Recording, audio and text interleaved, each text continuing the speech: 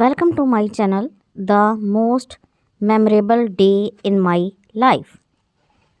The most memorable day in my life was the day when I was declared first in the annual examination of class 7. A simple but impressive ceremony was held in the school hall. The parents of position holders were invited. The ceremony was presided over by the headmaster. My parents also attended the ceremony. The ceremony started with the recitation from the Holy Quran.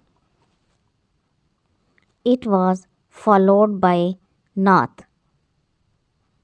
After that, the senior most teacher welcomed the guests and spoke about the school's various activities.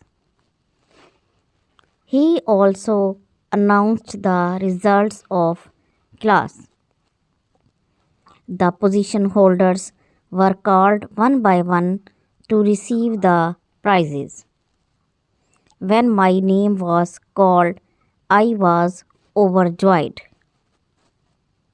The headmaster gave me the certificate of gaining first position. My parents were very happy. The ceremony ended with the headmaster's address followed by light refreshment. This was the most memorable day in my life. If you like this video, please hit the like button and subscribe my channel for more videos. Thank you.